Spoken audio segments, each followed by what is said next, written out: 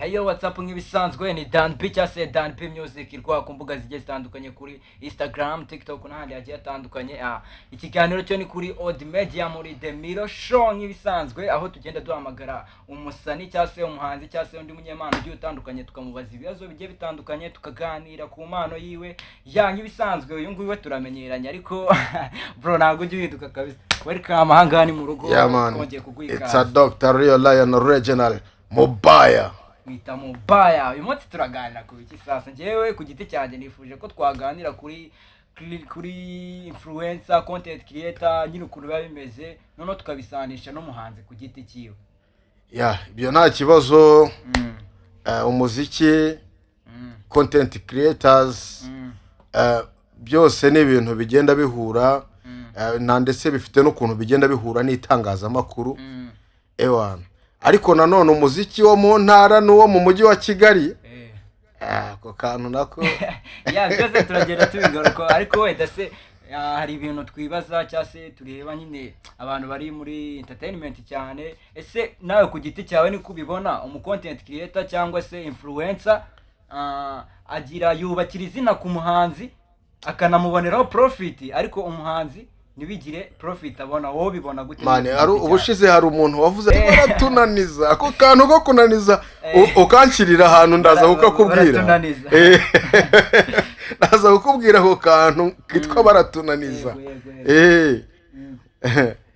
Sasa wowe ufite ibihangano byawe, ukora imiziki, abantu barabizi. Dr. Real Lion Mobaya bamaze kumumenyera. Niyo ubonye nk'indirimbo yawe actually barimo barayikoresha kuri TikTok, kuri Instagram, cyangwa se bari kuyikoresha ahandi hantu hatandukanye, bo nyine bari kugeninga profit zabo cyangwa se promotion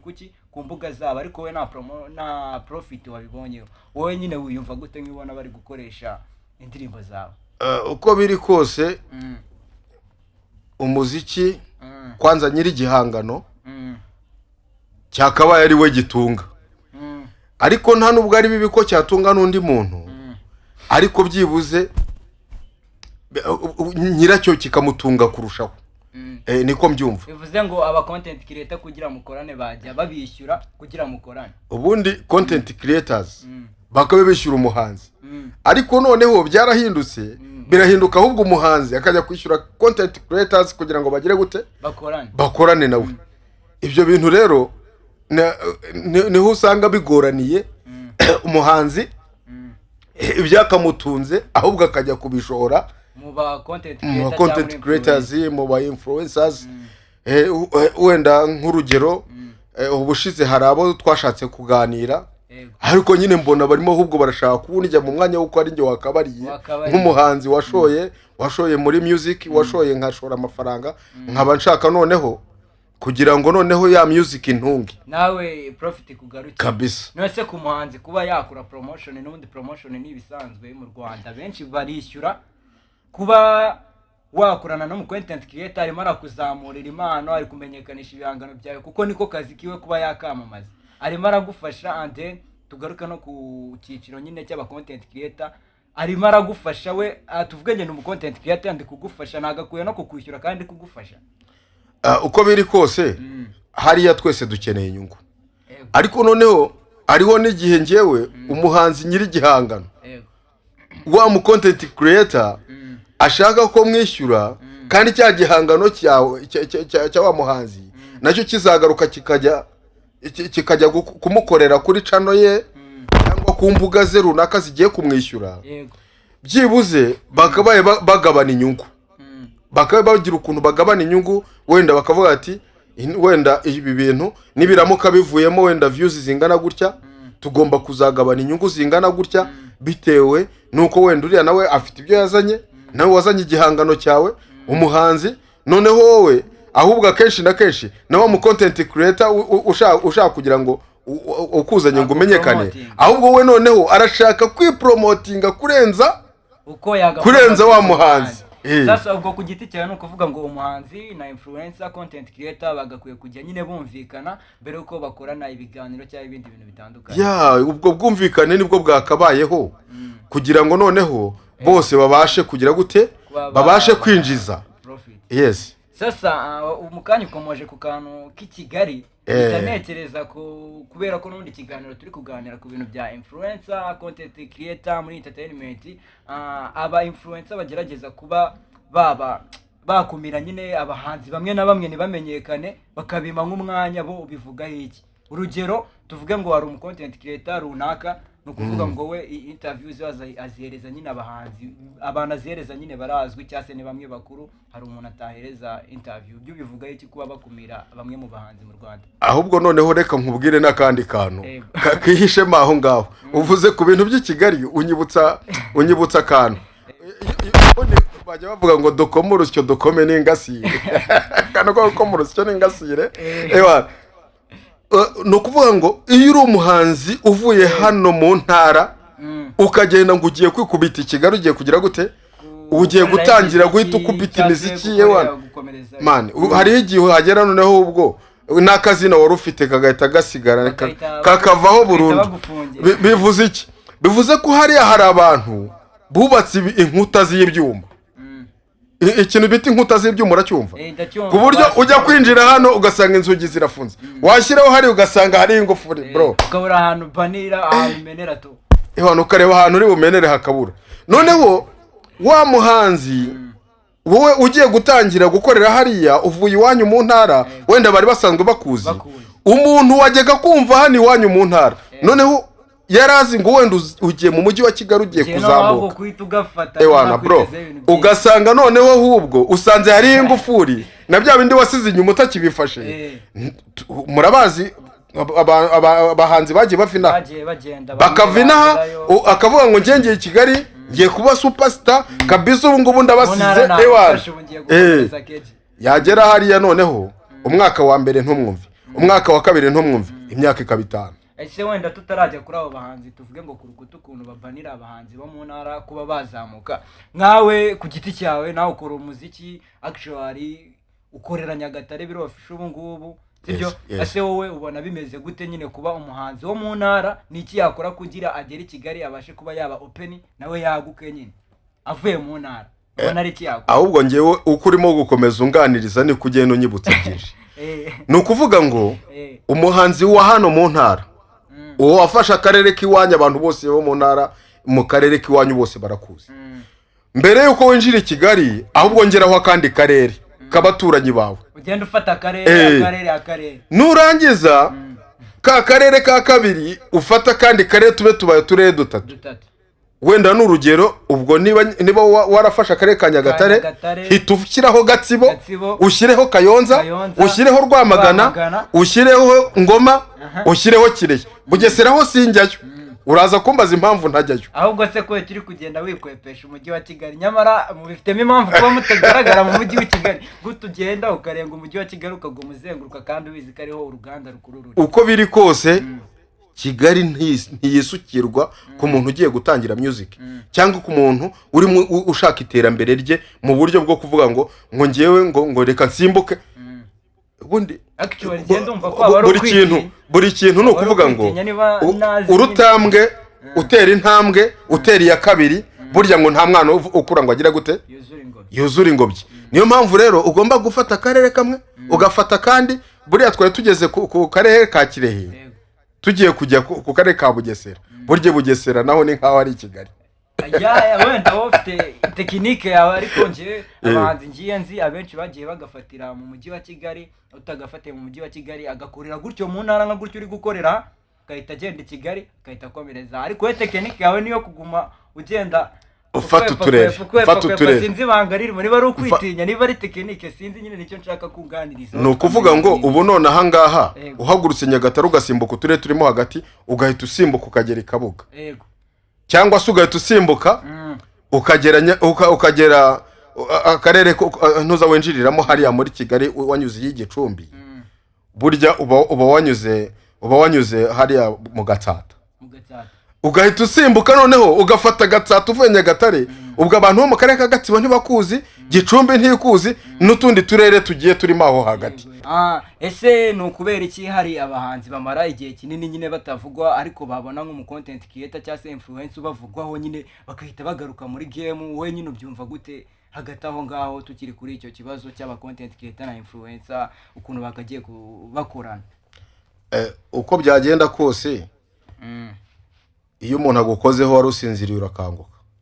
ubaye udakangutse mana aho ngaho burwayi niyo mpamvu rero ubonye itangazamakuru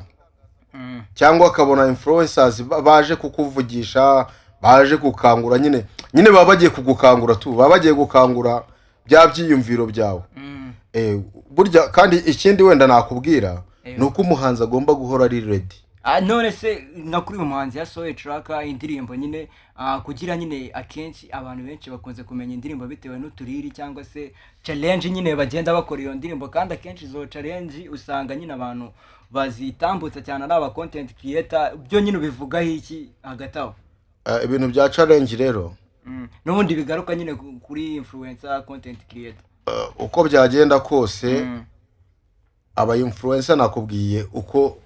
tugomba gukorana mbese muri makeya reka mbishyire no ku ruhande rwanjye uburyo tugomba gukorana bagomba kunguka ariko n'umuhanzi akunguka niyo mpamvu rero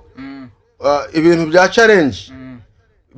ntago byabura kubaho uko byagenda kose muba mugomba gukora nyine challenge rero zibayeho igihe zitabayeho nanone ntago byaba byiza ahubwo se dukomoza kuri cya kibazo twatangiye umbwira cyo Kigali tugenda tugana no ku musozo ni nk'uwuhe muntu cyangwa se umuhanzi nyine ubona afite ari we nyine uri priority kuba yafunga imiryango ya bamwe mu bahanzi like mu ntara cyangwa se Kigali ukavuga uti uyu muntu kabisa aratubanira mushyire hanze kuri uyu munsi narebe muri make ntago ndi butunga urutoki ntago ndi butunga urutoki nabirenze kuko babivuzeho n'ubundi usa nkaho bimeze uko ntago ndi butunga urutoki icyo nakubwiye nuko uva mu ntara ugashaka guhita winjira mu mujyi wa Kigali ngo uhite ukaba icyo gihe uri buze ukitonda rero hari igihe witonda bikarangira n'ubundi birangiriye mu bwitonzi hanyuma bikarangira udakoze kubera iki wasanze uriya mujyi hafunzemo imiryango y'ibyuma ngira ngo wabyumvise